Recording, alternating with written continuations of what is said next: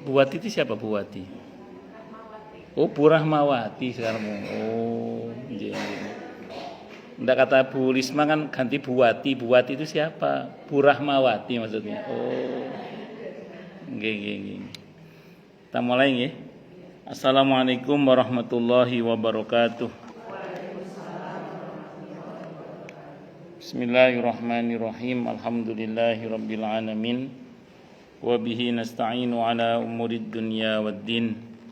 Wassalatu wassalamu ala asyrafil anbiya'i wal mursalin.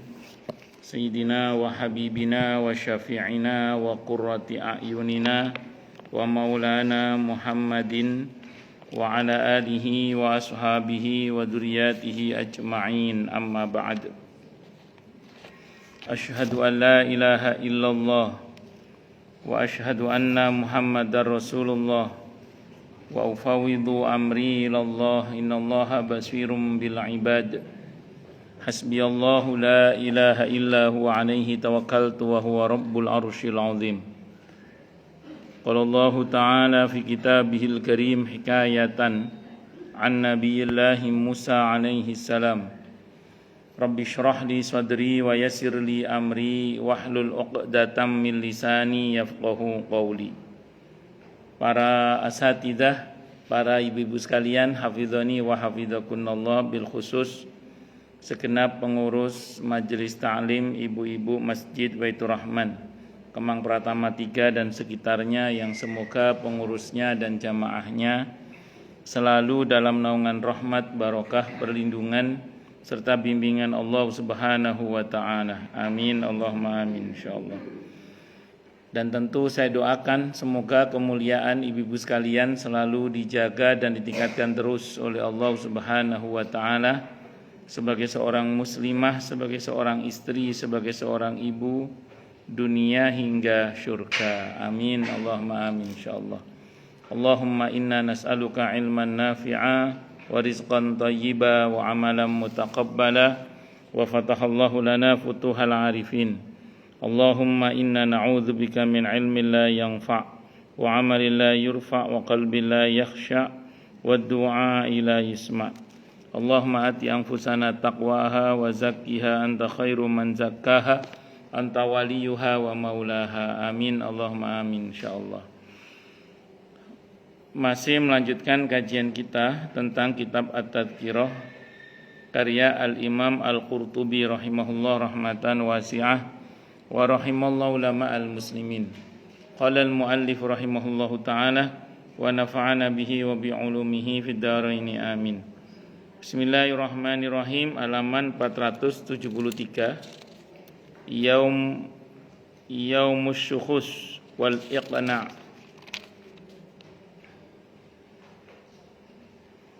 Yaumus syukhus wal iqna',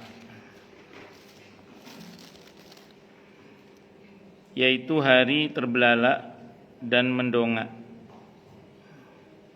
Allah Ta'ala berfirman di surah Ibrahim ayat 42 yang artinya Allah memberi tangguh kepada mereka sampai hari yang pada waktu itu mata mereka terbelalak. Maksudnya tidak terpejam karena kengerian yang dilihatnya di hari itu. Demikian kata Al-Farra. Sedang menurut Ibnu Abbas radhiyallahu anhuma, penglihatan semua makhluk pada saat itu melotot ke angkasa karena sangat kebingungan tanpa bisa terpejam, yakni tersebut dalam firman-Nya di surah Ibrahim ayat 43. Mereka dalam keadaan menatap terus. Mujahid dan Ad-Dhahhak rahimahumullah menafsirkan dengan yang artinya surah Ibrahim ayat 43 itu mereka dalam keadaan mengangkat kepala. Iqna' ras menurut Ibnu Abbas dan Mujahid mendongakkan kepala, sedang kata Al-Hasan wajah-wajah manusia pada saat itu memandang ke langit. Tidak ada seorang pun yang melihat kepada orang lain. Jika ada seorang mempertanyakan, bukankah Allah Ta'ala berfirman pada ayat lain di surah Al-Qalam ayat 43 yang artinya dalam keadaan pandangan mereka tunduk ke bawah. Dan firman-Nya pula di surah Al-Qamar ayat 7 yang artinya sambil menundukkan pandangan-pandangan mereka.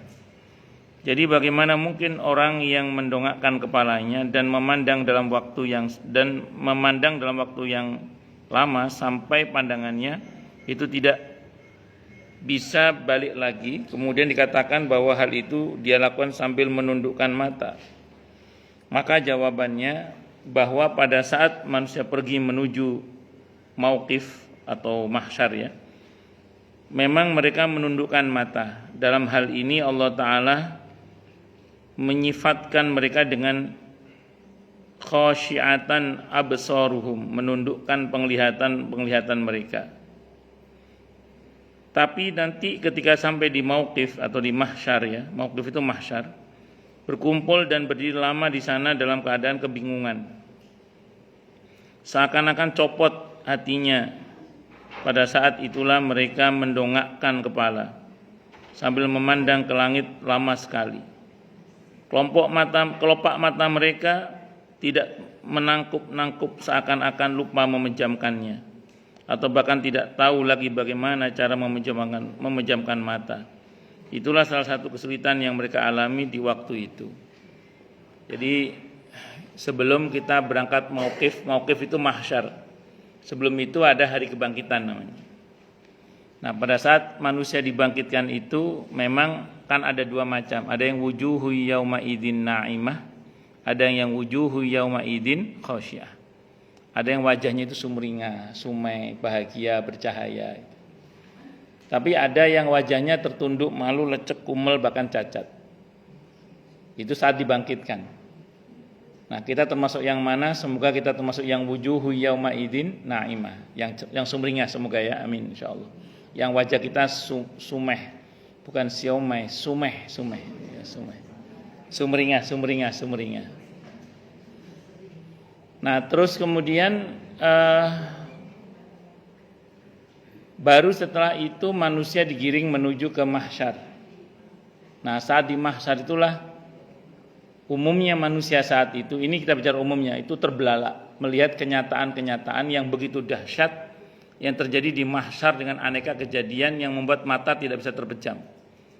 Terbelalak menatap ke atas langit karena ada hal-hal yang tidak bisa mereka bayangkan kejadiannya, sehingga kemudian mereka terperangah semuanya. Itu pada umumnya loh ya. Saya sering sampaikan di sini. Ini kan ayat-ayat menerangkan tentang mereka yang tidak mendapat fasilitas di mahsyar. Tertunduk, lecek, kumel, malu, cacat, terperangah, kaget, takut. Itu kan untuk orang-orang yang tidak mendapat fasilitas di mahsyar. Tentu akan berbeda dengan mereka yang mendapat informasi, yang mendapat fasilitas di mahsyar. Tadi dikatakan ketika dibangkitkan itu kan ada yang bercahaya dan tidak bercahaya. Itu kondisinya berbeda. Coba bacakan untuk saya Bu, surah Al-Hadid, surah ke-57 ayat 12-13. Bacakan untuk saya coba. Surah Al-Hadid, surah ke-57 ayat 12-13 coba. Kalau ketemu monggo dibacakan terjemahnya buat saya. Nggih, monggo Al-Hadid surah ke-57 ayat 12-13 baca terjemahnya. Nggih, monggo Ibu Bu Dona. Pada hari engkau akan melihat orang-orang yang beriman, baik laki-laki maupun perempuan, betapa cahaya mereka bersinar di depan dan di samping kanan mereka. Dikatakan kepada mereka, pada hari ini ada berita gembira untukmu, yaitu surga-surga yang mengalir di bawahnya Sungai-sungai, ya. Yang mengalir di bawahnya sungai-sungai. Mereka kekal di dalamnya. Demikian itulah kemenangan yang agung. Yang 12 kemudian pada hari orang-orang munafik dan perempuan pada orang-orang yang beriman. Tunggulah kami. Kami ingin mengambil cahayamu. Pada mereka dikatakan, kembalilah kamu ke belakang dan carilah sendiri cahaya untukmu. Lalu di antara mereka dipasang dinding pemisah yang berpintu. Di sebelah dalam ada kamar dan di luarnya hanya ada saja. Ya, jadi orang beriman ketika dibangkitkan dalam keadaan bercahaya, terus ditenangkan mereka dengan kabar gembira. Anda nggak usah khawatir, Anda dijamin masuk surga. Tenang lama tenang. Berarti nggak pakai gelisah ya, nggak pakai ketakutan ini ya. Yang ketakutan yang siapa? Itu yang orang munafik itu, yang teriak-teriak, nebeng cahayanya dong, nebeng cahayanya dong. Jadi saat dibangkitkan saja itu sudah berbeda antara yang mendapat fasilitas dengan yang tidak mendapatkan fasilitas. Nah, semoga kita termasuk yang mendapatkan fasilitas kebaikan itu ya. Amin Allahumma amin. Nah, belum lagi nanti begitu di mahsyar itu nanti kan ada yang dapat naungan pada hari di mana tidak ada naungan kecuali naungan Allah. Ada yang hadisnya Sahih Muslim itu ada mimbar-mimbar dari cahaya untuk orang-orang yang saling mencintai karena Allah, bertemu karena Allah, berpisah karena Allah. Terus kemudian ada haud telaga Rasulullah Muhammad SAW. Ini mereka ini tenang semua. Kenapa? Karena diberi fasilitas oleh Allah. Tenang karena ditenangkan oleh Allah. Makanya ada ulama yang mengatakan begini. Di kitab ini ada riwayatnya juga di kitab ini. Sependek yang pernah saya baca ada riwayatnya di sini. Siapa yang di dunia sudah merasa takut kepada Allah, maka nanti di akhirat dia tidak akan lagi merasa ketakutan. Lalu kalau di dunia dia tidak takut kepada Allah, maka nanti di akhirat dia akan merasakan ketakutan. Atau kalau redaksi di sini gini redaksinya kalau sini. Siapa yang merasa aman dari pengawasan Allah di dunia ini, sehingga dia berbuat seenaknya, nggak peduli halal haram, maka dia tidak akan merasa aman untuk yang kedua kalinya nanti di akhirat. Siapa yang di dunia dia merasa takut kepada Allah, maka nanti di akhirat dia tidak akan merasa takut untuk yang kedua kalinya. Nah, itu redaksi yang di sini begitu redaksinya. Makanya gini Bu, salah satu kiat supaya kita nanti di akhirat merasa aman, diberi rasa aman oleh Allah maksudnya, maka milikilah rasa takut kepada Allah. Rasa takut kepada Allah itu maksudnya begini, takut kalau kita nggak dirahmati, takut kalau kita nggak ditolong oleh Allah, takut kalau Allah tidak berkahi kita, takut kalau Allah tidak mau membersamai kita secara khusus, takut kalau Allah murkai kita, takut kalau Allah nggak ridho kepada kita, sehingga kita omong sa-omong itu dipikir, kira-kira Allah ridho nggak, kira-kira Allah sayang nggak, kira-kira Allah marah nggak, kira-kira Allah murka nggak, kira-kira. Jadi omong sa-omong itu dipikir, bertindak apapun dipikir, sehingga terus kemudian kita akan berhati-hati. Nah, berhati-hati dengan perkataan, dengan sikap, agar selaras dengan maunya Allah, sehingga Allah ridho, Allah sayang kepada kita. Itu insya Allah akan membuat kita nanti di akhirat tidak akan merasa takut lagi, atau akan dibuat aman nanti oleh Allah Subhanahu Wa Taala, karena kita selalu berhati-hati selama kita berada di dunia ini. Itu di antara kiatnya. Tentu tips-tips yang lain sudah saya ajarkan kemarin ya, sudah saya sampaikan kemarin, berdasarkan banyak riwayat tentang bagaimana caranya supaya nanti kita itu berada di akhirat itu betul-betul mendapatkan fasilitas dari Allah Subhanahu Wa Taala, sehingga kita termasuk yang merasa aman.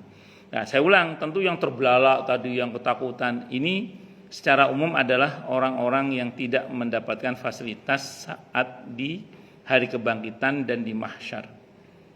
Itu diantaranya yang bisa kita jelaskan dari penamaan hari kiamat dengan istilah yaum asy-syukhus dan yaum al-iqna' itu.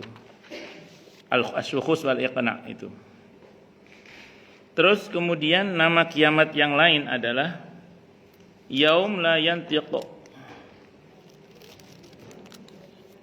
Yaum la yantiqun.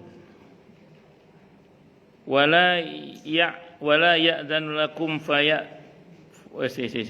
wala ya'dzanu lahum fayatadirun.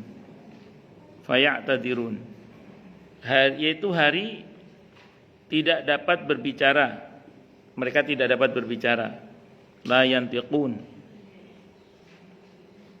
Karena pada saat itu la yatakallamuna illa man adina lahu rahman wa qala shawaba. Saat itu orang tidak bisa bicara kecuali dengan izin Allah, dan mereka tidak berkata-kata kecuali yang benar. Maksudnya nggak bisa bohong lagi saat itu. Tapi mulut tetap bisa bohong kalau mulut. Makanya nanti mulut dikunci. Jadi mulut itu Bu, di hadapan Allah itu masih bisa bohong dia. Tapi oleh Allah dikunci, makanya nggak boleh ngomong. Yang ngomong nanti tangannya. Al yauma nakhtimu ala afwahihim wa tukallimuna aydihim wa tashhadu arjuluhum bima kanu yaksibun. Jadi nanti mulut dikunci, yang ngomong tangan dan anggota tubuh yang lainnya. Nah, itu yang nggak bisa bohong itu nanti. Kok bisa ngomong? Ya karena Allah berkehendak mereka bisa bicara. La yatakallamuna illa man adina lahu rahman wa qala shawaba. Terus kemudian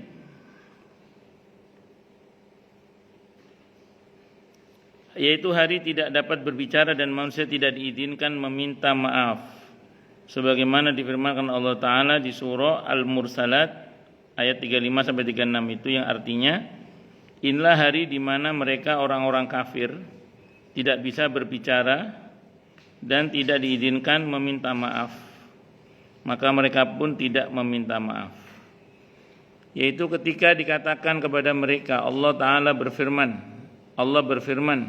tinggallah kamu dengan hina di dalam neraka dan janganlah kamu berbicara lagi dengan aku. Al-Mu'minun ayat 108. Dan juga ketika neraka jahanam telah ditungkupkan kepada mereka sebagaimana akan diterangkan dalam bab neraka. Jadi ayat ini, bab ini menjelaskan tentang bagaimana kemudian orang-orang di samping tidak bisa berbicara tadi dan tidak lagi bisa meminta maaf karena pintu ampunan Allah bagi orang-orang kafir maksudnya ya ditutup bahkan pada saat nyawa di kerongkongan. Jadi kalau ada orang belum beriman ingin beriman, itu nyawa di kerongkongan udah terlambat. Kalau untuk orang yang beriman, nyawa di kerongkongan kata Imam Al-Qurtubi masih belum terlambat kalau orang beriman. Kalau kata Imam Al-Qurtubi, yang dimaksud terlambat tobat kalau nyawa di kerongkongan itu untuk orang-orang kafir yang ingin masuk Islam. Seperti Fir'aun kan terlambat itu penyesalannya itu. Nah, maka orang kalau dari sini nyawanya nyesel masuk Islam terlambat sudah. Tapi kalau untuk orang beriman, kata Imam Al-Qurtubi, walaupun nyawa udah di sini, itu masih belum terlambat untuk bertobat. Tapi kalau sudah mati, nah sudah mati berarti ya, maka orang yang sudah mati ini tidak lagi bisa berdoa untuk dirinya, termasuk tobat minta ampun tadi itu, tidak bisa. Yang dia tunggu hanya kalau dia punya stok anak-anak soleh yang peduli mendoakannya ampunan. Jadi bersyukurlah kalau punya anak-anak soleh yang peduli mendoakan ampunan untuk orang tuanya. Terus kemudian yang kedua, punya banyak saudara yang juga peduli mendoakan ampunan untuknya. Alhamdulillah. Nah, jadi ada saudara yang ngingetin terus untuk mendoakannya. Syukur-syukur punya komunitas teman yang memang selalu mendoakannya juga. Wah, ini nikmat yang luar biasa. Ya pastinya doa muslimin muslimah seluruhnya itu juga termasuk yang sangat dinantikan. Terutama anak ya, terutama anak. Istri nggak masuk Ustaz, ya masuk juga lah, istri ditunggu juga. Itu seperti itu. Nah jadi termasuk yang sangat ditunggu itu terutama sangat lebih, yang sangat ditunggu itu anak terutama, baik anak kandung maupun anak asuh atau anak angkat yang seiman ya itu. Nah terus kemudian kalau perihal kalau sudah meninggal, apalagi hari kiamat gitu maksudnya. Nah itu sudah jelas sangat terlambat sudah. Makanya kalau mau tobat sekarang mumpung masih hidup. Nah, saya sering sampaikan di sini ya, setua apapun kalau menyesal itu namanya sadar.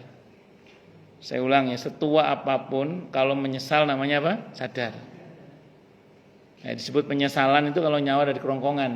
Itu kalau bagi orang kafir itu betul-betul penyesalan. Kalau orang beriman asal belum lepas nyawanya, tobat masih dimungkinkan. Masih dimungkinkan. Itu kalau kata Imam Al-Qurtubi ya, kalau kata Imam Al-Qurtubi. Nah, terus kemudian setelah kematian udah terlambat semua, udah tinggal nunggu aja itu, tinggal nunggu keputusan. Nah, kalau dia punya stok banyak sedekah jariyah, punya anak-anak soleh yang selalu mendoakan, saudara selalu mendoakan, aman. Ada ilmunya bermanfaat, aman. Sehingga saya mungkin pernah cerita di sininya, hadisnya Sahih At-Tirmidzi. Ada seorang tua, dalam hadis itu orang tua yang meninggal. Awalnya kuburnya itu sempit, lama-lama melapang laksana istana.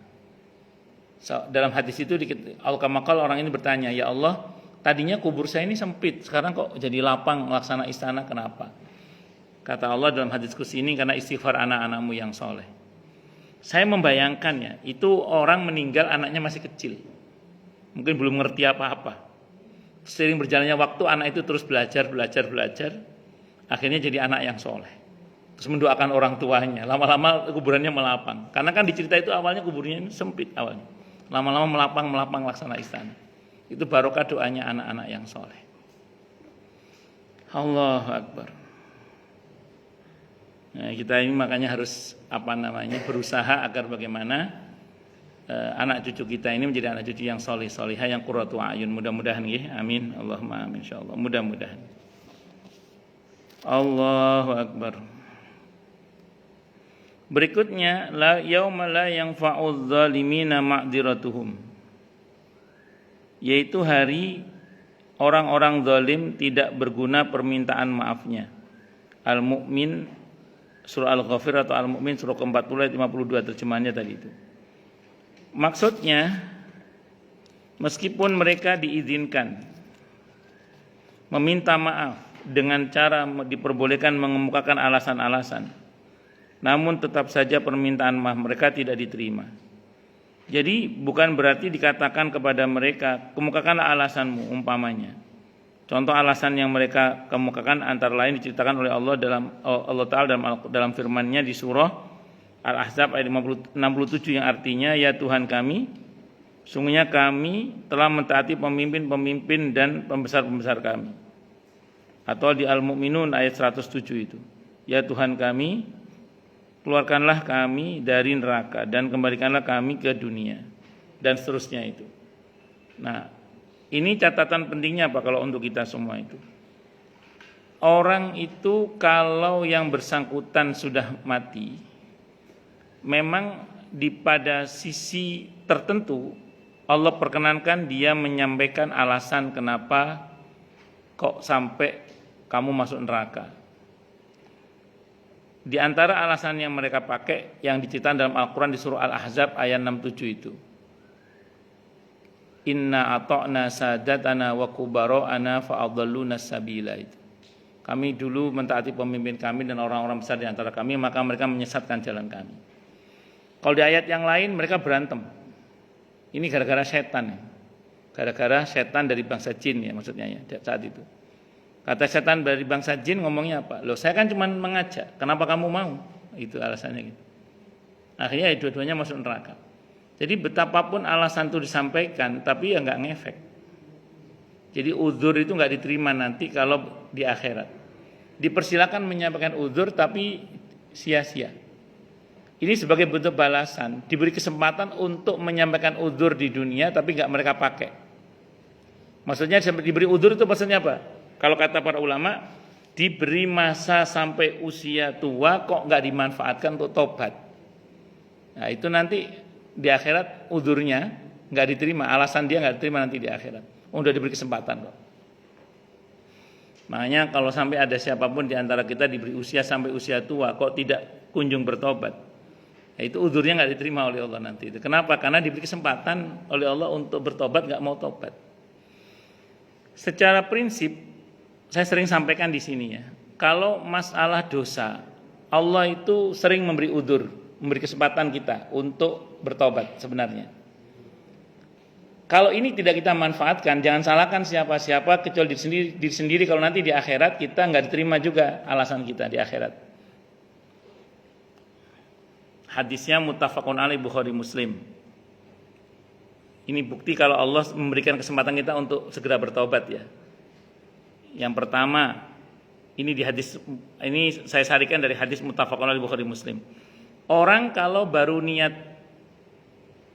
yang enggak baik, itu belum dicatat sebagai dosa. Beda dengan kebaikan. Kalau kebaikan baru niat saja sudah dicatat sekali utuh, seperti sudah dikerjakan. Oke, satu dulu. Kalau dibatalkan, misalnya Astagfirullah. Dibatalkan berarti. Maka diberi pahala. Jadi ada orang itu mau berbuat enggak benar, terus dibatalkan. Nah, dibatalkan itu malah dapat pahala. Nah, gitu. Jadi kalau belum dikerjakan belum dapat dosa, kalau dibatalkan malah dapat pahala.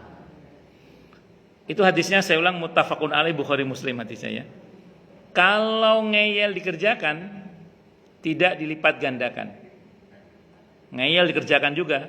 Ngeyel dikerjakan juga, niat itu dikerjakan juga, dieksekusi juga. Maka tidak dilipat gandakan dosanya. Beda dengan pahala. Kalau pahala begitu dikerjakan dilipat gandakan. Kenapa? Enggak dapat dosa. Kalau dibatalkan malah dapat pahala. Ya, kalau udah nggak jadi dia nggak jadi dapat pahala malahan itu. Kalau keburukan ya, nggak dikerjakan dapat pahala sekali utuh. Ibu niat mau silaturahim, ya ibu niat silaturahim, nggak jadi tetap dapat pahala silaturahim. Ibu niat mau ngaji nggak jadi ngaji tetap dapat pahala ngaji. Cuman nggak ada kelipatan gitu aja karena nggak jadi. Nah kalau kebaikan jadi itu dikalikan 10, 100, 700 bahkan hingga tak berhingga. Nah menarik di riwayat yang lain, si pendek yang saya pernah baca ya, di riwayat yang lain, ketika perbuatan dosa itu ngeyel dikerjakan, Allah bilang kepada malaikat, jangan dicatat dulu, jangan dicatat dosanya, jangan catat dulu. Di hadis yang lain tapi bukan di Bukhari Muslim, bukan di hadis yang lain. Tunda dulu, kita lihat dia segera tobat atau tidak. Kalau dia segera bertobat, misalnya dia udah berusaha nahan dan jangan sampai ngomongnya bener, berusaha nahan. Udah nahan, namanya orang kadang remnya dol, tas keluar juga misalnya gitu. Misalnya, begitu keluar, astagfirullah. Nah, berarti segera istighfar ya. Maka dosa itu tidak pernah Allah catat. Ya, kenapa? Karena dia segera istighfar tobat minta ampun pada Allah. Tapi kalau nggak segera bertobat, ditunggu sekian waktu, ada yang mengatakan setengah hari, ada yang mengatakan sehari, ditunggu kok nggak segera tobat, maka dosa itu baru tercatat. Nah ini kalau sudah tercatat begini ini, walaupun bisa dihapus, tapi bekasnya masih ada. Sehingga dalam Sahih Bukhari disebutkan nanti orang ini akan tetap dibahas dosanya itu, kalau tidak ditutup kasusnya oleh Allah, untuk ditanya oleh Allah. Namun ujungnya tidak Allah persoalkan karena dia sudah bertobat. Itu kalau tobatnya telat. Makanya tobat itu dalam Islam fauron, seketika. Kalau ibu kita, saya termasuk tidak segera tobat, maka dosanya itu dua sebenarnya. Pertama, dosa perbuatan dosa itu sendiri. Yang kedua, dosa tidak segera tobat. Nah, selama tidak bertobat, dosa terus. Karena nggak tobatnya itu. Makanya tobat itu segera fauron seketika. Jangan ibu misalnya lagi nyetir mobil, ingat dosa, jangan nunggu sampai rumah tobatnya. Nanti aja saya mau sholat, mau tobat, jangan. Nyetir sambil tobat, astagfirullah ya Allah. Ingat dosa gitu. Jadi langsung, maaf nih, lagi di WC nih, lagi berkontemplasi sampai kebayangan tentang dosa, ingat dosa. Jangan nunggu keluar dari WC untuk tobat. Di WC itu sambil jongkok atau sambil duduk itu tobat. Tapi dalam hati jangan ngomong. Itu betul. Jangan nunggu keluar. Belum tentu kita bisa keluar soalnya. Jadi taubat itu fauron, seketika. Jangan ditunda-tunda. Bisa dipahami ya Bu ya. Nah, ini kalau dia segera tobat, tidak pernah dicatat dosa itu bahkan. Tapi kalau segera bertobat, kalau nggak segera bertobat, ada catatannya. Kalau akhirnya tobat dihapus tapi tetap ada bekasnya. Itu yang dalam Sahih Bukhari tetap dibahas tapi ujungnya sih diampuni oleh Allah. Nah, perihal azab juga sama. Allah nggak suka dipercepat azab itu. Kalau ibu perhatikan firman Allah dalam Al-Quran di surah Fatir, surah ke-35 ayat 45, Allah itu berfirman, Lau yu'akhidullahu an-nasa bima kasabu ma taraka ala dhahriha min dabbah walaki yu'akhiruhum ila ajalim musamma. Kalau Allah berkenan mengadab manusia dikarenakan apa yang mereka lakukan, niscaya tidak akan tersisa satu binatang melata pun di muka bumi ini. Akan tetapi Allah sengaja menangguhkannya hingga batas waktu yang Allah tentukan. Jadi kalau Allah berkehendak mengadab seseorang karena perbuatan dosanya langsung, gak akan ada satupun manusia yang tersisa di muka bumi ini, kata Allah. Tapi Allah sengaja menangguhkannya hingga batas waktu yang Allah tentukan. Ingat, ditangguhkan, bukan dilupakan loh ya. Ditangguhkan, bukan dilupakan. Kalau nggak tobat-tobat, diingetin nggak tobat-tobat, diingetin nggak tobat-tobat, maka Allah akan turunkan adab itu kadang ini, atau mungkin sering bahkan, sebelum dihajar itu dikasih enak dulu oleh Allah, namanya istidraj kadang. Dikasih senang dulu, tapi nanti digejrot no. Kayak tahu gejrot, tidak beda ya. Sebagaimana yang Allah firmankan dalam Al-Quran di surah Al-An'am ayat 44 itu. Al-An'am surah ke-6 ayat 44 itu. Falamma nasu ma dzukkiru bih fatahna 'alaihim abwaaba kulli syai' hatta idza farihu bima utu akhadnahum baghtatan fa idahum mublisun. Maka ketika mereka mulai melupakan peringatan yang Allah berikan kepada mereka, diingetin dablek, diingetin dablek, diingetin dablek. Kalau bahasa kita ya wis lek kon dablek terus, fatahna alaihim abwaaba kulli syai'. Kami buka pintu-pintu segala sesuatu. Tambah durhaka tambah sukses.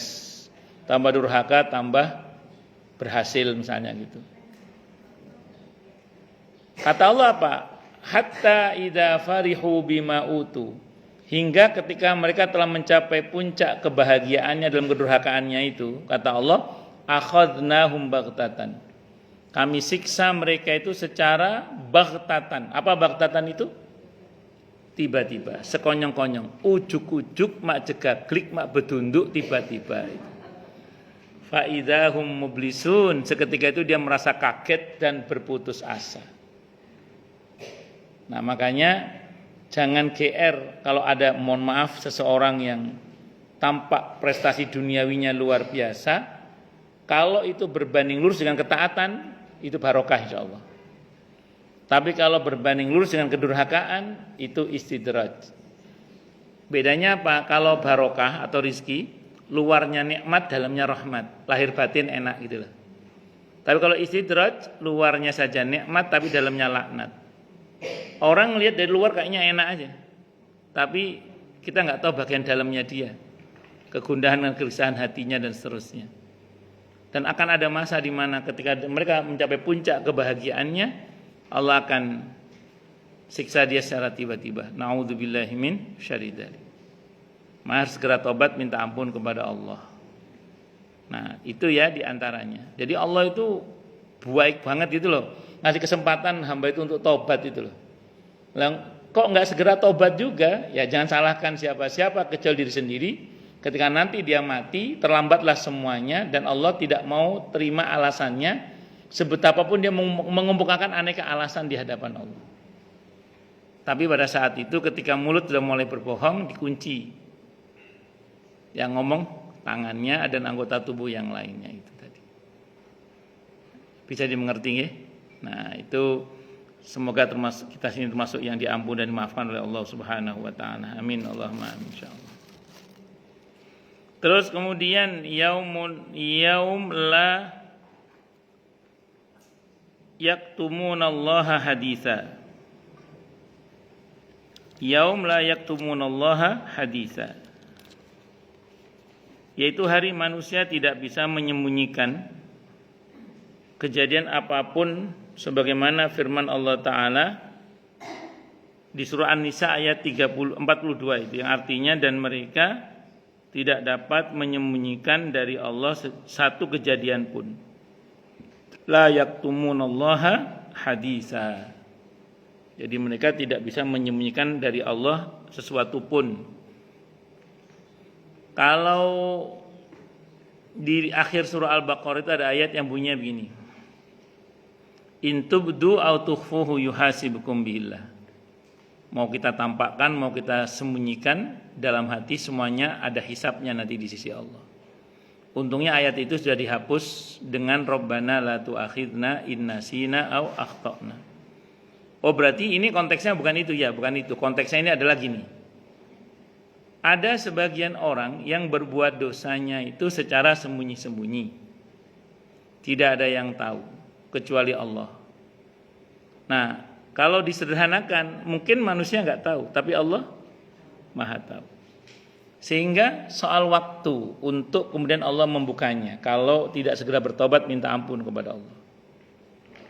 Maka kalau di antara kita, termasuk saya sendiri, kita semua lah ya, kalau ada perbuatan dosa yang tidak ada orang yang tahu kecuali Allah dan kita saja, segera tobat minta ampun kepada Allah. Atau rawat dengan istighfar dan tobat minta ampun kepada Allah. Jangan sampai Allah yang buka aibnya. Karena kalau Allah buka aib itu mudah sekali. Dan saya ulang, itu mudah sekali.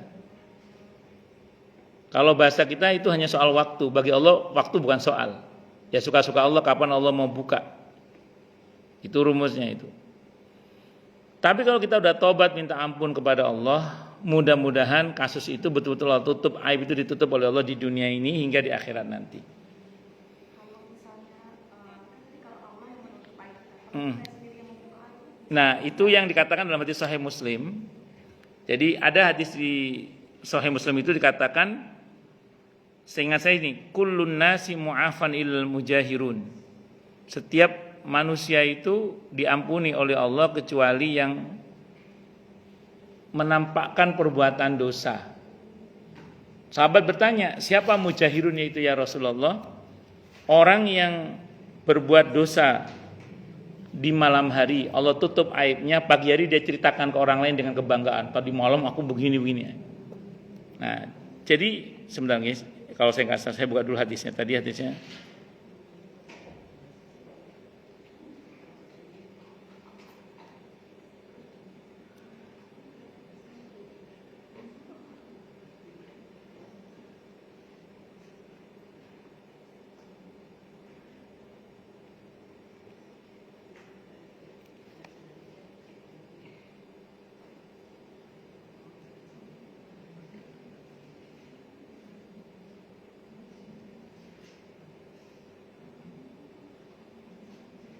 Kullu ummati mu'afan illal mujahirun itu.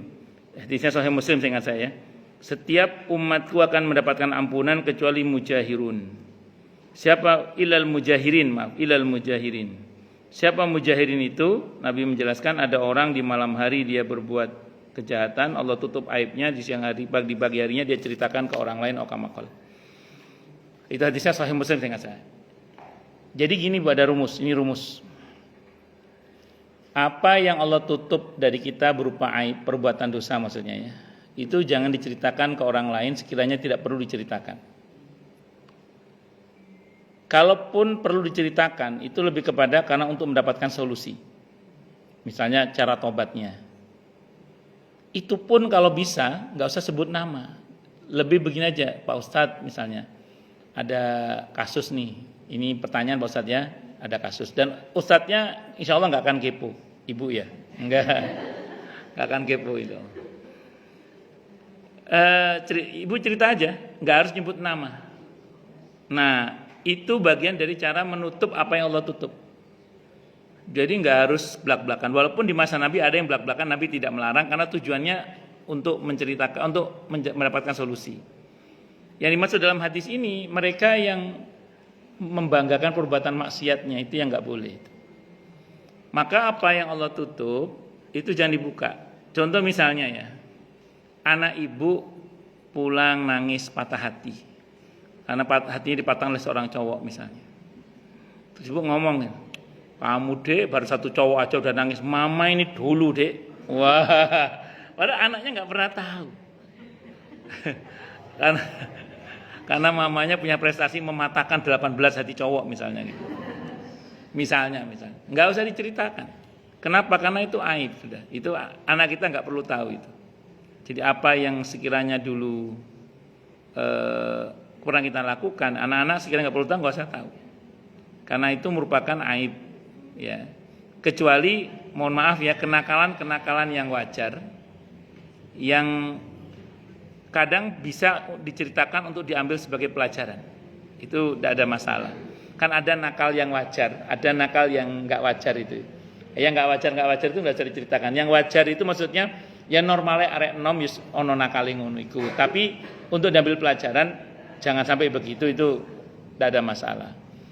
Nah, terus kemudian menceritakannya saya ulang tadi karena merasa bangga tadi. Ya, maka itu jangan sampai terjadi pada kita.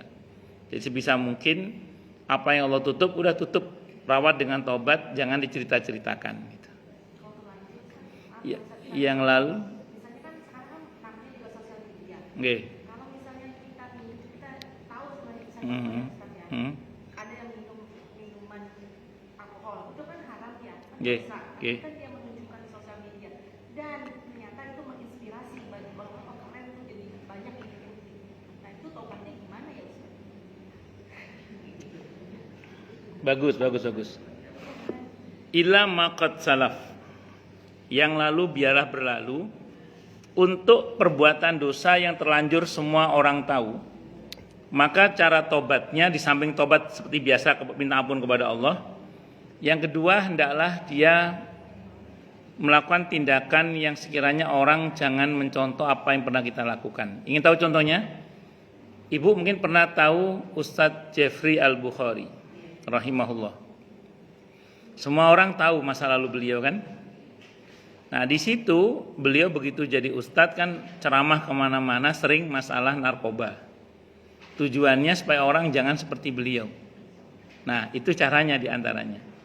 Mungkin ibu dulu pernah tahu Jonindo, sekarang masih ada itu ya, atau Anton Medan, atau siapa lagi lah, atau beberapa bahkan mungkin ya dulu artis hot, artis panas maksudnya, karena dia sering jual teh panas, misalnya itu. Sekarang udah tobat sekarang, kemana-mana mempropagandakan pakaian Islami, jilbab misalnya, ya itu cara tobatnya gitu, cara tobatnya. Ibu kalau pernah dengar itu yang artis musyawarah itu, artis musyawarah grupnya sopo, Ari Kuntung, Dude Herlino dan sopo maneng rek, ya dan yang lain-lain itulah itu. Ya itulah Dini Aminarti sing lanang sapa jenenge lali aku. Ya Dimas Seto. Itu saya agak apal karena pernah umroh bareng saya. Bareng doang. Itu kalau kita pelajari, cara mereka kan diarahkan oleh guru-guru ustadz-ustadz mereka itu gini. Karena dulu mereka mencontohkan banyak keburukan. Terus sekarang mereka disuruh mencontohkan banyak kebaikan. Maka dibuatlah majelis taklim itu sebagai bentuk tobat mereka. Karena dulu mereka mempropagandakan keburukan, sekarang ingin mempropagandakan kebaikan-kebaikan. Itu dia. Tidak, itu bagian dari tobat bagian. Karena dulu dia telah mencontohkan banyak keburukan, sekarang mencontohkan banyak kebaikan. Itu banyaklah yang begitulah, banyak yang begitu itu. Saya kira itu. Wallahu a'lam bishawab. Oke. Terus kemudian Yaumul Fitnah, insyaallah kita bahas di pertemuan yang akan datang. Baik, silakan yang mau tanya, protes, marah boleh silakan. Oke. Monggo Bu Popi.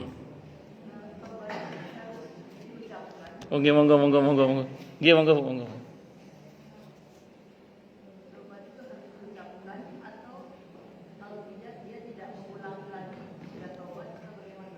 Baik, taubat itu dari kata taba yatubu taubatan, artinya kembali.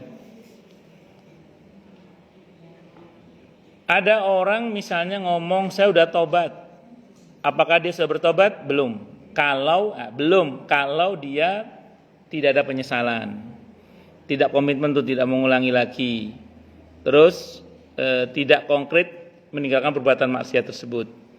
Jadi disebut taubat itu kalau satu menyesal, yang kedua komitmen tidak mengulangi lagi, yang ketiga konkret meninggalkan perbuatan maksiat tersebut.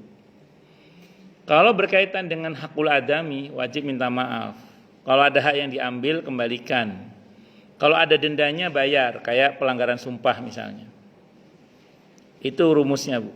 Jadi walaupun ada orang ngomong sudah tobat, tapi tidak ada perubahan, ya berarti dia belum tobat. Ya, tobat itu tidak menuntut bicara, tapi menuntut sikap. Ya, sikap hati dan sikap fisik yang ditunjukkan bahwa dia memang betul-betul sudah kembali ke jalan Allah. Ya, insya Allah begitu. Tapi orang tidak melakukan lagi itu ada dua macam juga sih Bu Popi, belum tentu tobat juga.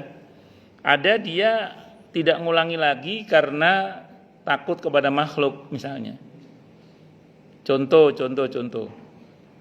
Ada orang tidak berani berbuat jahat karena banyak CCTV. Begitu CCTV listriknya mati, dia berbuat jahat lagi. Nah, jadi dia berhenti berbuat jahatnya karena banyak CCTV. Misalnya, kan ada di medsos itu kan, orang mau nyolong begitu ada CCTV nggak jadi itu pura-pura apa kan gitu ada. Itu konon di mana itu ya? Di Amerika atau di mana itu lampu listrik mati 3 jam atau berapa? Udah kan aneka perampokan kejahatan kriminal langsung terjadi besar-besaran kan. Betul lampu nyala lagi, listrik nyala lagi, damai lagi. Berarti apa? Ya itu berarti kan. Jadi meninggalkannya karena apa dulu itu.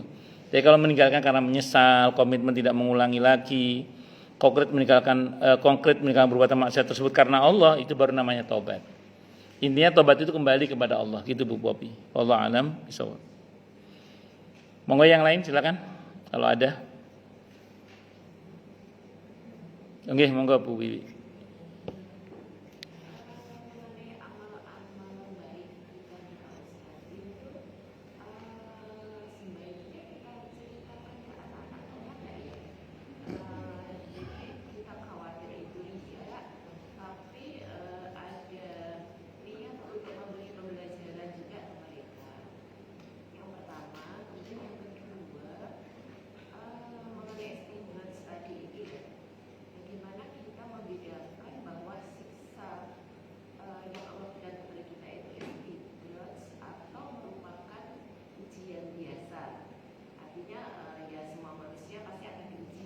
Nah itu bagaimana membedakannya? Apakah setelah diuji itu bisa jadi berubah atau seperti apa Pak Ustaz? Yang pertama ada kebaikan yang sebaiknya diceritakan, ada kebaikan yang mungkin itu cukup kita dan Allah saja. Kayak misalnya ibu baca Al-Quran sambil nangis karena Allah, nggak perlu cerita sama anak itu kan itu wilayah pribadi kita. Ada masa di mana ibu merasakan nikmatnya bersujud bersama Allah misalnya, yaitu dinikmati sendiri saja. Itu hal-hal yang sifatnya sangat pribadi itu ya itu ibu dan Allah saja. Karena nikmatnya hal seperti itu kalau tidak ada yang tahu kecuali Allah dan kita saja. Itu cinta rahasia antara kita dengan Allah saja itu. Nah, tapi ada kebaikan-kebaikan tertentu yang ibu punya kepentingan agar anak-anak kita mencontoh atau bahkan melanjutkan kebiasaan kita. Contoh misalnya, ibu punya kebiasaan sedekah Jumat misalnya gitu. Ibu ceritakan ke anak-anak, ini mama alhamdulillah masya Allah merasakan keberkahan sedekah di setiap hari Jumat, misalnya gitu ya. Atau sedekah setiap subuh misalnya. Nah, ini sebisa mungkin kalian teruskan, jangan sampai dihentikan. Misalnya. Ini mama selalu mengingat kakek nenekmu, orang tuanya mama, orang tuanya papa, ini tuh selalu kita doakan. Nah, itu agar anak kita selalu ingat untuk kita, nanti jangan lupa nanti kalau mama papa udah meninggal terutama jangan lupa doakan sedekah atas nama mama seperti kebiasaan kami orang tuamu misalnya. Ini kita punya kebiasaan misalnya apalah kebiasaan yang baik yang sekiranya kita penting untuk anak-anak kita mencontoh. Jadi dengan niat untuk supaya menjadi uswah hasanah itu benar dan itu yang betul diceritakan memang jangan diamkan karena bagaimanapun juga anak-anak itu butuh bimbingan. Nah, kita orang tua harus membimbing mereka diantaranya dengan mencontohkan kebaikan atau menceritakan kebaikan yang kita lakukan dalam rangka supaya mereka melakukan kebaikan yang sama bahkan yang lebih baik dalam hal ini. Ngoten nggih, wallahu alam bishawab. Oke, monggo Bu Intan. Napa? Oh, saya yang kedua dulu ya. Saya jawab yang kedua dulu sih. Yang kedua gini, bedakan antara istidraj dengan oh, mau izin. Oh, nggih.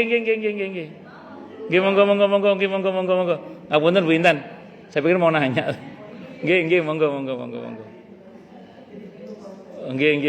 Nggih, monggo. Yang kedua mengenai beda antara istidraj dengan barokah ya. Dengan apa, Bu? Dengan istidraj dengan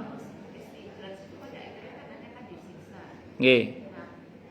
Selama kita di dunia untuk membedakan bahwa itu sisa dari Allah itu merupakan istidraj dengan ujian-ujian yang diberikan kepada Allah kepada orang-orang yang tidak istidraj itu bagaimana? Gini Bu, Ibu, kalau baca Al-An'am ayat 44 tadi itu kan berbanding lurus dengan kedurhakaan ya. Tapi kalau ibu baca tentang ujian di surah Al-Baqarah 155 itu, Al-Baqarah 155 tentang walanabluwannakum itu, sungguh kami akan uji kalian itu. Ini kan ujian. Pertanyaannya siapa kalian dalam ayat itu, yang akan Allah uji itu siapa dalam ayat itu? Kalau di 155 itu yang ya kalian dalam ayat itu adalah yang Allah panggil sebelumnya, Bu. Siapa yang Allah panggil sebelumnya? Al-Baqarah ayat 153. Ya ayyuhalladzina amanu sta'inu bis-sabri was-salah. Innallaha ma'as-sabirin. Hei orang-orang yang telah beriman, mintalah kalian pertolongan kepada Allah dengan sabar dan salat. Sungguhnya Allah bersama orang-orang yang sabar. Ayat ini menunjukkan bahwa yang diuji oleh Allah itu adalah orang yang beriman, yang mau bersabar, yang mau hidup dalam ketaatan seperti salat tadi misalnya, yang tidak minta tolong kecuali hanya kepada Allah. Jadi kalau terjadi hal yang gak enak dalam kehidupan kita, coba ibu nengok ke belakang. Kemarin saya ngapain ya? Gitulah. Jadi kalau misalnya terjadi hal yang tidak enak dalam kehidupan kita, itu coba nengok ke belakang. Saya kemarin ngapain ya? Kalau kemarin kita perasaan sudah berusaha bersikap baik hubungannya dengan Allah maupun pada sesama, kita sudah berusaha bersabar dalam menghadapi keadaan, kita sudah berusaha sebaik mungkin lah, maka hal itu insya Allah ujian, asal kita objektif muhasabahnya. Tapi kalau kita tengok ke belakang, ya memang nampaknya ini peringatan dari Allah, peringatan istidrak tadi itu.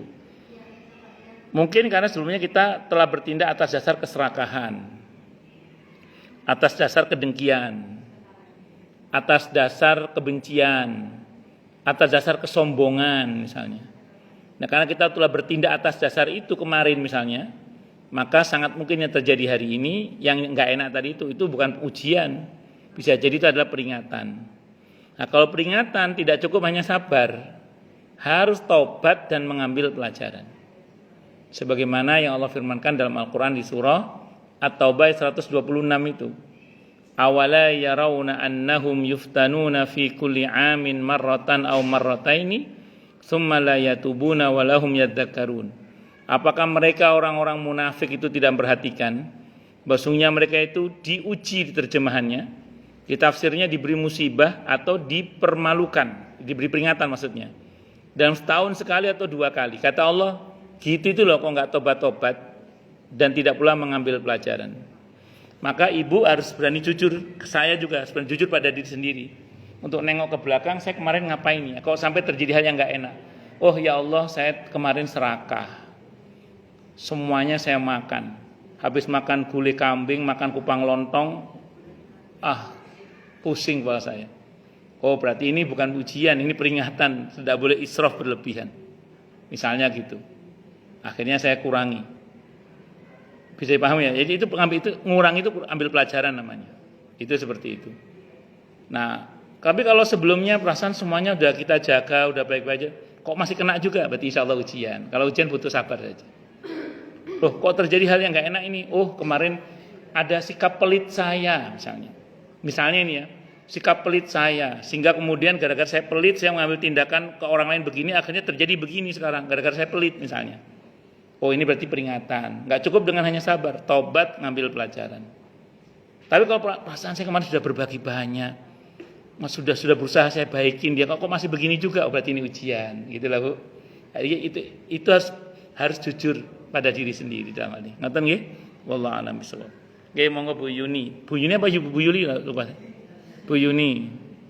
Sekarang Yuli soalnya.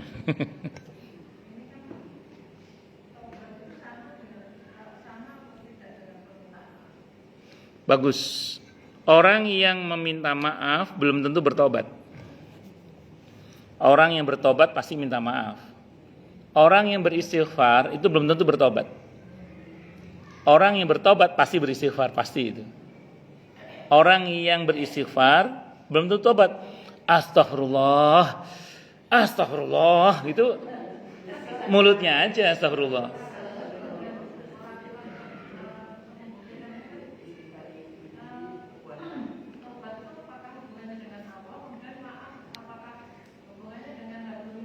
Oh, baik. Kalau itu berarti gini.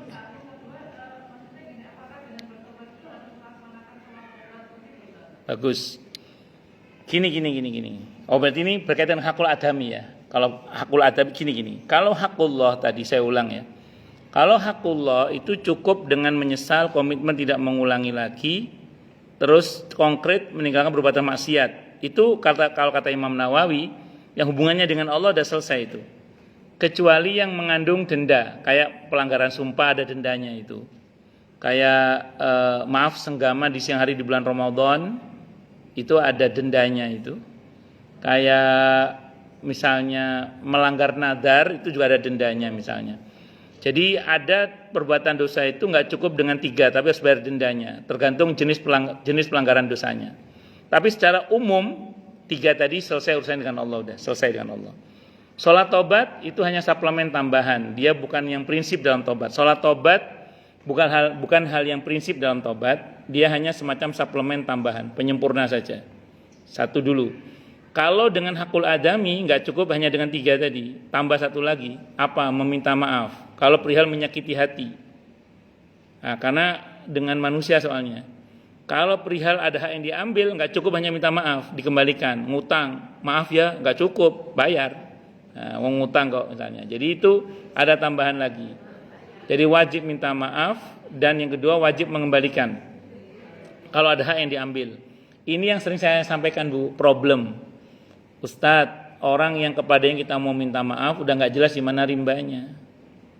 Maka kata para ulama, di kitab ini disebutkan kata Imam Al-Qurtubi tidak ada khilaf di antara para ulama, kalau orangnya nggak ketemu, maka mintakan ampun kepada Allah untuknya. Ya Allah, ampunilah orang-orang yang kepada mereka hamba punya kewajiban minta maaf.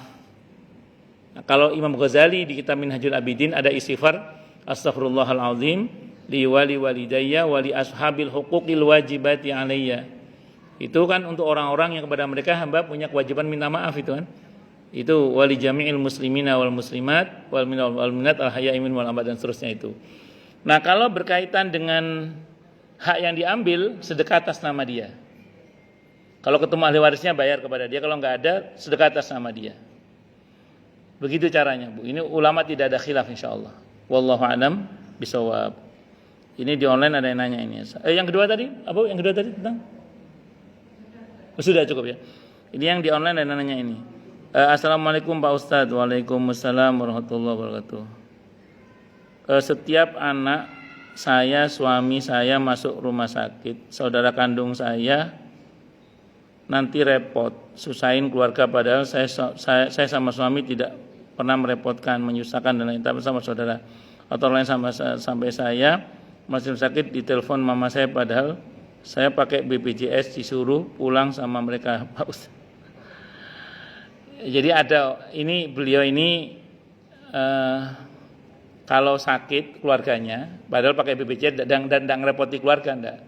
Tapi dianggap kalau beliau sakit itu oleh keluarganya dianggap ngerepoti gitu. Padahal nggak pernah ngerepoti. Ya ini nasib ya namanya ya. Ya nasib. Karena beliau ini yang saya tahu sangat berbakti pada ibunya terutama. Tapi ibunya itu kayak nggak pernah nganggap baktinya gitu loh. Jadi kan gitu ya. Cobaan bagi anak yang berbakti itu kan kadang oleh orang tuanya itu nggak dianggap baktinya itu nggak dianggap gitu loh. Malah anak yang nakal disayang. Kan ada yang begitu ya. Ya ini cobaan namanya. Nah beliau ini dicoba oleh Allah begitu. Padahal saya lagi harus mau jalan operasi tapi begitu mereka banget Pak Ustadz. Ya harusnya ibu nggak usah hiraukan. Ibu sampaikan aja kepada keluarga. Toh saya nggak ngerepoti kalian. Wong ibu sakit juga pakai biaya sendiri atau pakai BPJS. Ya sudah. Nggak usah nuruti omongannya orang. Nah kalau ibu nanti pulang malah nggak jadi operasi malah tambah repot ruwet ya. Ya abaikan saja. Memang kita kadang mesti belajar cuek kadang itu. Memang ada orang-orang begitu itu ada. Ya kita harus sabar. Apalagi itu orang dekat, keluarga sendiri ya. Ruwet itu. Itu seperti itu. Wallahu a'lam bishawab. Ya saya doakan semoga ibu beserta suami dan keluarga diberi kemudahan oleh Allah. Amin insyaallah. Sehat walafiat kembali, panjang umur yang barokah, amin insyaallah. Oke, monggo silakan yang mau tanya. Oke, monggo Bu Linda. Mengenai kebaikan ya Pak Ustadz. Oke. Kan kalau kebaikan tanda-tanda badan kita itu diterima, kita akan melakukan kebaikan yang lain. Nggih, betul. Tiba-tiba kadang-kadang kita suatu kali malam-malam udah ngaji, udah sholat tahajud, sungguh kesiangan, bangun jam 5 itu gimana Pak Ustadz? Apa itu tanda-tandanya makin akan diterima atau Enggak, bukan. Jadi kesiangan sama malas itu beda. Kesiangan sama malas itu beda. Kalau kesiangan, memang betul-betul bangunnya kesiangan memang. Kalau itu enggak apa-apa. Nabi juga pernah kesiangan, tapi sekali. Kalau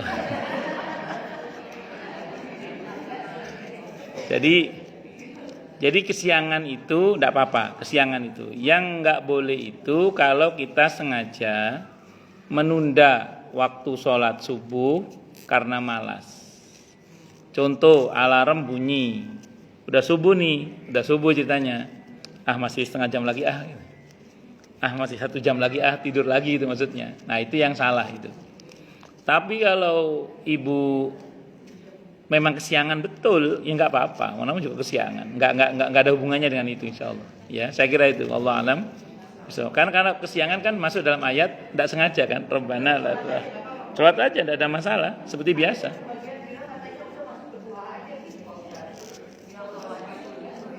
Enggak. Nabi itu pernah kesiangan.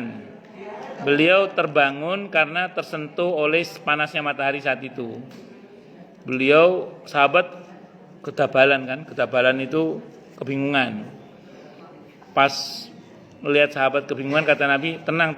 Biasa aja, tetap biasa. Wudhu seperti biasa, adzan seperti biasa, qobliyah subuh seperti biasa. Ada kesiangan itu. Terus tetap sholat subuh seperti biasa, jamaah seperti itu. Berarti belum kesiangan itu. Itu kesiangan itu maksudnya terlambat. Kalau jam 5 belum, berarti kan masih subuh itu. Iya, kan sekarang kan enggak di awal waktu barangkali gitu ya. Itu enggak apa-apa kan, Ibu bukan sengaja. Ibu kesiangan, iya. Kesiangan bukan sengaja kan. Nggih, wallahu a'lam. Iya, tetap sholat subuh diqodho. Ya, qodho tetap qodho.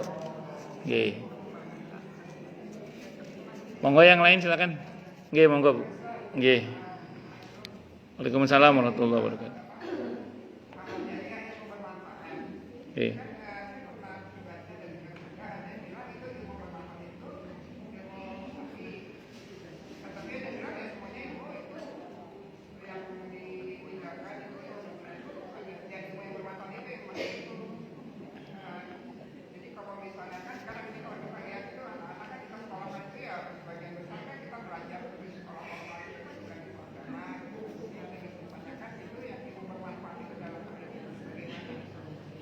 Ilmu yang bermanfaat adalah ilmu yang mendatangkan kebaikan, baik ilmu itu berbasis syar'i maupun yang berbasis umum ya. Sambil contoh gini misalnya, ibu ngajarin anak ibu ilmu teknologi industri misalnya gitu, atau ilmu marketing misalnya. Sehingga anak ibu piawai menjadi marketing yang handal misalnya. Sampai juara 1 atau juara 4 di Belanda itu misalnya gitu misalnya. Dan gara-gara itu dia bisa berbuat kebaikan, entah untuk dirinya maupun untuk orang lain, karena dia punya income dari kemampuannya itu yang bermanfaat namanya. Itu baik dunia maupun akhirat. Insya Allah menyebabkan yang menyekolahkan, yang mendidik, yang mendukung itu dapat bagian pahala yang sama. Jadi tidak melulu ilmu mengenai sholat dan lain sebagainya. Sambil contoh yang lain gini misalnya, ibu ngajarin orang resep bikin undi-undi yang enak misalnya gitu. Dan gara-gara dia bisa bikin undi-undi yang enak, dia laku jualannya, dapat duit, bisa nyekolahin anak, misalnya kan sama, itu bermanfaat juga. Ya, pokoknya semua hal yang bermanfaat untuk yang bersangkutan, untuk dunianya terlebih akhiratnya, itu insya Allah mendatangkan pahala yang sifatnya jariyah. Itu kategorinya ilmu yang bermanfaat juga insya Allah. Wallahu a'lam. Memang terutama ilmu agama terutama. Saya kira itu. Wallahu a'lam bishawab. Saya pernah ditanya oleh seseorang itu ketika saya ngajar di satu masjid tentang masalah ilmu yang bermanfaat. Orang ini nanya ke saya gini, Ustadz enak ngajar agama.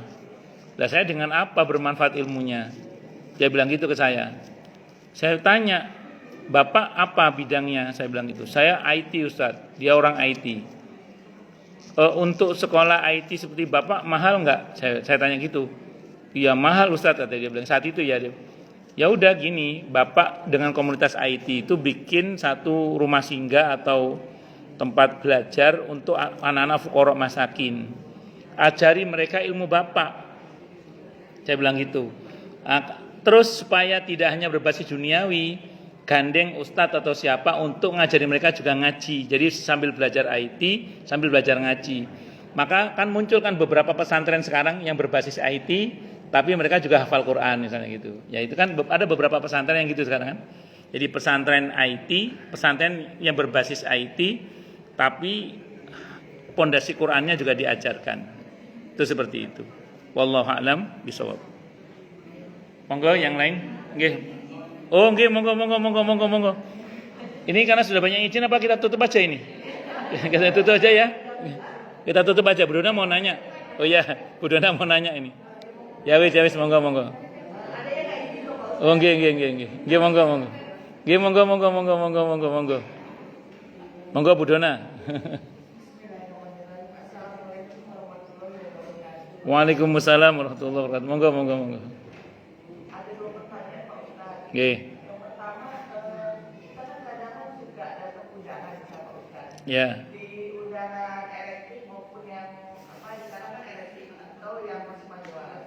Nah itu biasanya kan tertulis bidang Bapak. Terkadang kita suka maaf Pak Ustadz bawa anak atau bawa cucu yang dari segi pandangan Islam itu hukumnya bagaimana? Sedangkan di situ kan misalnya undangannya dua, tapi kita bawa lebih gitu. Pandangannya bagaimana? Apa yang kita bawa anak atau cucu atau bawa keluarga, makanan itu bagaimana itu jatuhnya ke yang kita bawa itu yang pertama Ustaz malah yang pertama yang kedua Ustaz berkaitan dengan tradisi terutama budaya Jawa. Kayak kita misalnya nikahkan anak, kalau orang Jawa kan ada prosesi macam-macam Pak Ustaz, siraman dan sebagainya. Itu kalau pandangan Islam bagaimana kalau kita tidak mengikutinya gitu Pak Ustaz? Sampun? Baik. Kita mengikutinya. Ya, baik. Yang pertama berkaitan dengan walimah, undangan makan-makan atau undangan pernikahan atau apa. Saya bicara prinsip dulu Bu ya. Prinsip dalam Islam haram seseorang mendatangi walimah kalau tidak diundang. Itu dulu prinsipnya dulu ya. Saya ulang ya, haram seseorang mendatangi undangan walimah kalau dia tidak diundang. Wajib hukumnya mendatangi kecuali ada uzur. Oke, dulu. Nah, saya baca dalam fikih judul kitabnya itu Fathul Mu'in yang saya pernah ngaji itu. Menjadi boleh kalau kita diajak oleh orang yang diundang. Mendatangi walimah kalau kita enggak diundang kan haram. Kalau di Fathul Mu'in, ini fikih mazhab Syafi'i, menjadi boleh kalau kita diajak oleh orang yang diundang. Kalau mau elok memang ngomong sih, nanti aku bawa anak sama istri ya misalnya. Ya kalau mau elok. Tapi kalau misalnya secara hukum, kalau dalam fikih mazhab Syafi'i yang saya tahu dalam Fathul Mu'in yang saya baca, itu diperkenankan asal kita memang diajak oleh orang yang diundang. Tentu ukurannya ma'ruf. Ma'ruf itu sepatutnya yang memang sepatutnya diajak. Sepatutnya saya sebagai suami ngajak istri masih pantas lah. Sepatutnya saya ngajak anak saya masih pantas lah. Enggak pantas kalau saya ngajak besan-besan saya. Saya ngajak ipar-ipar saya, itu enggak pantas sudah itu. Nah, itu sepantas-pantasnya saja gitu. Dah ya. Bisa dipahami maksudnya ya. Nah, jadi sampai situ sampai dengan ngajak istri, ngajak anak itu masih pantas lah. Masih pantas. Bahkan kadang saya kalau saya lagi bareng sama supir yang disebutin oleh teman saya, saya ajak masuk juga dia itu. Kenapa? Karena kan kasihan kalau dia di luar. Saya ajak masuk juga. Jadi saya termasuk yang berpendapat, walaupun ada pendapat yang mengatakan tidak boleh, ada pendapat itu. Cuman karena saya dulu ngajinya di Fathul Mu'in, itu mazhabnya mazhab Syafi'i, sependek yang saya ketahui, memang haram seseorang mendatangi walimah kalau tidak diundang, kecuali dia diajak oleh orang yang diundang. Satu. Misalnya kita undang si A, tapi si A itu undang si B, sedangkan kita nggak kenal si B, itu bagaimana Pak? Itu mewakilkan namanya. Mewakilkan. Contoh gini misalnya. Contoh gini. Saya berhalangan hadir. Saya minta tolong kepada adik saya. Dek, aku udah enak sama keluarga sana. Aku lagi ada tugas ke Eropa ini untuk berdakwah misalnya. Kamu yang datang ya mewakili saya. Itu boleh begitu. Itu wakil namanya. Perwakilan. Orang lain itu siapa? Maksudnya temannya dia gitu yang soulmate-nya, padahal kita nggak kenal. Rumusnya gini. Kalau memang orang itu termasuk dalam kategori orang yang diajak oleh orang yang diundang dan dia memang pantas diajak. Kayak contoh gini, saya kan kadang kalau lagi bawa mobil itu kan disupirin orang itu. Ya orang ini kadang saya ajak masuk juga. Kenapa? Apalagi kalau saya lagi tugas, itu saya sudah kasih tugas pegang tas kan dia. Mau enggak mau dia makan. Tapi biasanya saya ngomong biasanya. Nanti izin saya bawa teman saya ya, saya bilang gitu. Saya biasanya ngomong gitu biasanya. Ya, karena dia saya suruh tugas pegang tas saya biasanya gitu. Iya. Misalnya kita undang misalnya si Andi Pak Ustaz, terus si Andi ngajak misalnya si Ina gitu. Nah kita nggak kenal si Ina, kenalnya si Andi, itu gimana? Kalau pakai hukum asalnya tadi tidak boleh kecuali diajak oleh orang yang diundang ya boleh saja. Itu aja lah. Ya kecuali kita ngajak orang yang nggak pantas diajak. Contoh gini misalnya tadi. Kalau ngajak satu orang kan masih pantas lah. Tapi kalau ngajak rame-rame ya kebangetan lah itu. Ya, kan rata-rata orang kalau hajatan itu misalnya 1000 piring itu kan ditambah double biasanya. Nah, saya kira itu satu dulu ya. Kemudian yang kedua mengenai apa tadi Bu lupa saya? Oh tradisi. Begini. Tradisi itu di dalam Islam disikapi dengan dua hal. Yang pertama ada tradisi yang sesuai dengan syariat. Ada tradisi yang bertentangan dengan syariat. Yang sesuai dengan syariat diterima. Yang bertentangan dengan syariat itu ditolak. Nah, dalam tradisi Jawa yang saya tahu itu biasanya ada pesan-pesan moral di balik tradisi itu. Mulai dari siramannya, mulai dari ini itu ada pesan-pesan moral. Kesannya kayak mubadir ngelempar beras itu, tapi ternyata ada pesan moral di balik semua itu. Kalau itu disampaikan dalam rangka untuk menyampaikan pesan moral di balik tradisi-tradisi itu, saya secara pribadi termasuk yang mempersilahkan. Saya pribadi. Kalau itu disampaikan dengan pesan moral yang ada di balik tradisi itu. Tapi kalau ada keyakinan-keyakinan yang keliru di balik semua itu yang saya tidak sepakat. Contoh, harus sumur 7. Kalau tidak sumur 7 nanti takut terjadi celaka misalnya. Nah, itu kalau mengharuskan begitu dan keyakinan yang itu saya tidak setuju. Tapi kalau ini cuman ngambil air sumur untuk mandi saja, tidak ada keyakinan apapun. Andaikan enggak pun juga enggak apa-apa. Keyakinan kita bebas. Ternyata 7 sumur itu ada semboyan, ada pesan tentang ini itu, bukan kliniknya, silakan aja. Pokoknya selagi itu ada pesan moral dan pesan moral itu yang dititik tekannya itu tidak ada masalah. Tapi kalau sudah mulai menyentuh akidah, tauhid yang menyimpang itu tentu jangan sudah. Sehingga seolah-olah kalau tidak begini nanti akan terjadi begini. Kalau nggak begitu akan terjadi begitu. Jangan begitu keyakinannya. Itu pure murni enggak, saya hanya ingin menyampaikan ke anak saya tentang pesan-pesan moral dalam tahapan-tahapan pernikahan versi Jawa. Monggo tidak ada masalah. Selama tidak bertentangan dengan syariat silahkan. Yang saya nggak setuju kalau ada keyakinan yang keliru.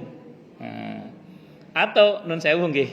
Kalau mandi siraman itu kan kembenan sehingga kelihatan. Ya itu saya nggak setuju yang itu. Tapi kalau mandinya saya setuju. Tapi mandi depan orang banyaknya saya nggak setuju itu. Ya, tapi kecuali dia pakai apa yang pantas gitu, nggak vulgar lah itu. Monggo silakan itu. Itu seperti itu. Ngoten nggih Bu. Kita tutup dulu ya dengan hamdalah. Alhamdulillahirabbil alamin. Semoga kajian kita bisa bermanfaat, mubarakah fi dini wa dunya wal akhirah untuk kita, keluarga kita dan seluruh umat Islam semuanya, dan mudah-mudahan kita semua dijadikan oleh Allah sebagai orang-orang yang sukses dunia akhirat selamat dunia akhirat, bahagia dunia akhirat, dan dipermudah urusan kita oleh Allah fid dini wa dunya wal akhirah. Semoga Allah limpahkan hidayah selalu untuk kita, semoga Allah tingkatkan selalu hidayah untuk kita, dan semoga Allah berikan hidayah untuk siapapun yang melihat kita. Subhanakallahumma bihamdika asyhadu an la ilaha illa anta astaghfiruka wa atubu ilaik.